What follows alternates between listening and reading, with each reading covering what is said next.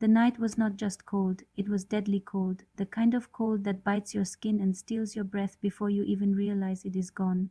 Imagine standing outside with no fire, no shelter, and the wind cutting through your clothes like a blade. Now imagine that the temperature has dropped below -35 degrees. This was not a rare moment, this was normal life for many soldiers during World War II. They could not always build fires, because fire meant light and light meant danger.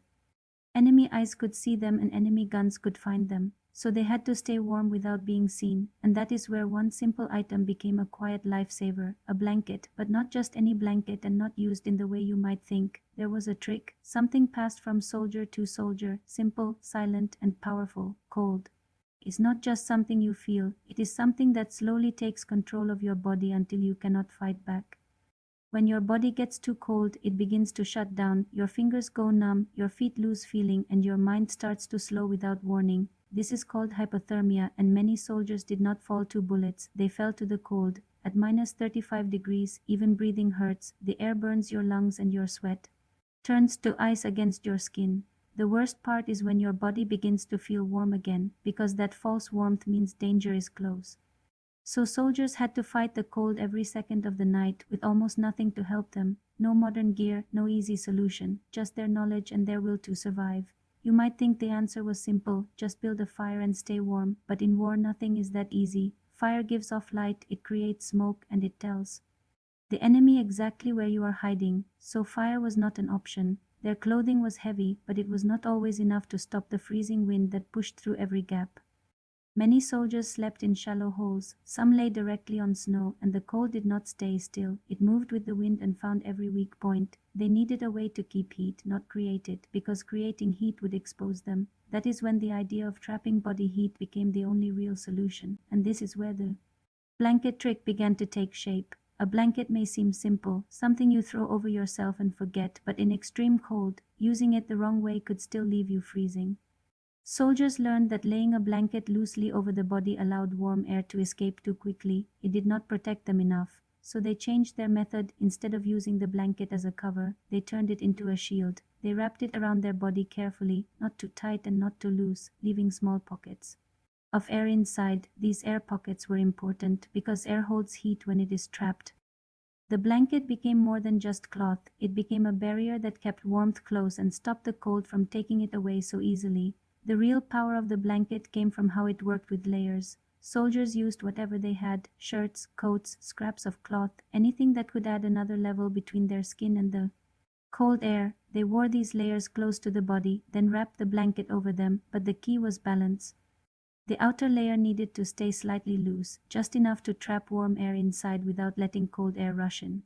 If everything was too tight, heat would escape faster, and if it was too loose, the cold would slip through. So they learned through experience how to get it right, tight enough to hold warmth, loose enough to keep a layer of heated air around them, creating a simple but powerful shield against the freezing night.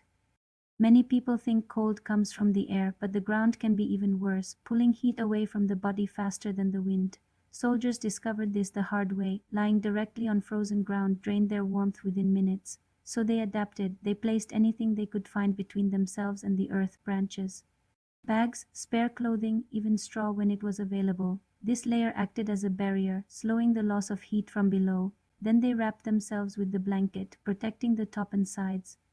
This combination made a huge difference because without blocking the cold ground, even the best blanket trick would fail, and the body would lose its heat too quickly to recover. Sometimes one person and one blanket were not enough to survive the night, so soldiers turned to something even more powerful, each other. Two soldiers would lie or sit close together, wrapping one or two blankets around both of them, sharing body heat in a simple but effective way. Human bodies produce warmth, and when that warmth is combined, it becomes stronger and lasts longer. This also reduced the amount of space exposed to the cold air, making it harder for the freezing wind to get inside. It was not comfortable and it was not easy, but comfort did not matter, survival did, and this method gave them a better chance to see the morning. The body has a center where heat matters most, the chest, the stomach, and the back. This is where life is protected. Soldiers understood that if they could keep this core area warm, they could survive even if their hands or feet felt the cold.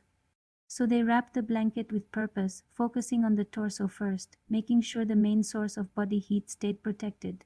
arms and legs were covered, but not at the cost of the core. This simple priority made a big difference, because once the core loses heat, the body begins to fail quickly. By protecting the center, they gave themselves a fighting chance against the freezing night. This was not something taught in training manuals or explained in detail before battle. It was learned through experience, through long nights in freezing conditions where mistakes had real consequences. Soldiers shared what worked, passing knowledge quietly from one person to another.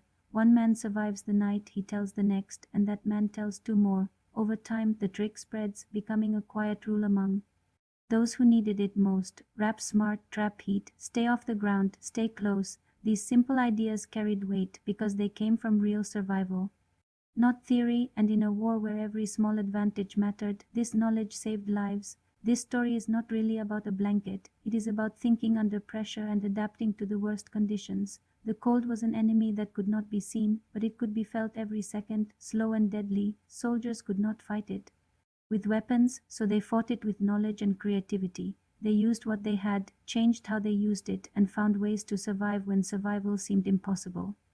That is what makes this story powerful, because it shows that even in the harshest conditions, the human mind can find solutions, turning simple items into tools of survival. Today we have better clothing, better shelters, and better equipment, but the lessons from those nights still matter. A survival is not only about having the best gear, it is about knowing how to use what you have in the right way. A simple blanket became a shield, a layer of air became protection, and shared warmth became a lifeline. These ideas are still used in survival training today because the basics have not changed. Cold is still cold and heat is still life, and the ability to protect that heat is what keeps people alive in extreme conditions. So the next time you see a blanket, remember that it can be more than just comfort. It can be protection. It can be survival. It can be the thin line between life and death when used the right way. This is the kind of history we share here on True Historia, real stories, simple ideas, and powerful lessons that still matter today. If you enjoyed this video, make sure to like and share it with others. Subscribe to True Historia for more stories like this, and tell us in the comments what you think about this blanket trick and what you want to see next on the channel, because your ideas help shape the stories we bring to life. Stay warm, stay curious, and we will see you in the next story.